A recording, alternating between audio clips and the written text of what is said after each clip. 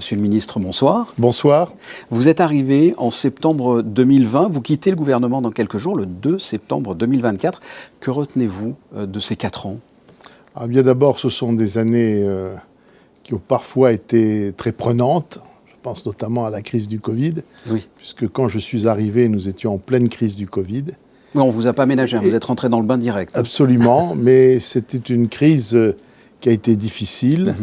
Mais tout le monde s'est parfaitement bien mobilisé ici en Principauté, si bien qu'on a pu franchir ce moment, je crois, dans des bonnes conditions, même si malheureusement, il y a eu ce bilan dramatique, et notamment du fait des personnes qui en sont mortes. Mais je pense que globalement, la population a été bien protégée et s'est montrée parfaitement civique. Vous avez d'autres souvenirs peut-être de la Principauté de ces 4 ans? Il y a beaucoup de souvenirs. Il y a notamment tous ces grands événements qui ont lieu ici, qui sont fascinants et qui font la force de l'attractivité de Monaco. Je pense au Grand Prix, je pense au Grand Prix au pluriel, au Yacht Show, à tous ces événements qui font que la Principauté n'est pas un territoire comme les autres, que c'est un territoire qui est regardé dans le monde entier avec intérêt et avec envie. Quelle image aviez-vous avant de venir ici de la Principauté et quelle image vous avez maintenant que vous connaissez cette Principauté depuis 4 ans? Alors, l'image que j'avais avant, c'était surtout pour moi un site touristique où se tenaient des grands événements.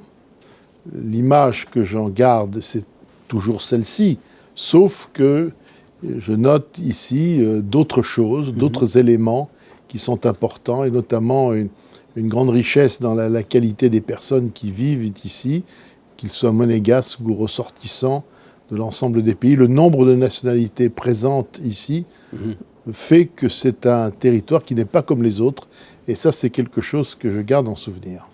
Un mot peut-être pour la communauté monégasque. Qu'est-ce que vous auriez envie de dire pour conclure aux téléspectateurs, à la population? Ce que j'aurais envie de dire, c'est la chose suivante, quelque chose de simple.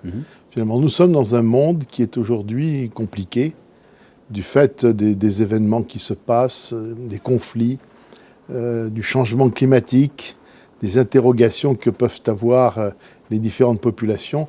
Moi, le message que je donne aux Monégasques, c'est qu'ils sont dans un territoire qui est globalement apaisé, où il fait bon vivre, où il y a une sécurité qui atteint des niveaux tout à fait remarquables, où il y a des conditions de vie de grande qualité, tant en termes de logement qu'en termes d'enseignement, qu'en termes de santé. Donc, je leur dis que des fois, c'est vrai, les choses peut-être n'avancent pas aussi vite que certains pourraient le souhaiter, mais que globalement, ici, les choses vont bien et qu'il faut toujours garder cet optimisme en soi.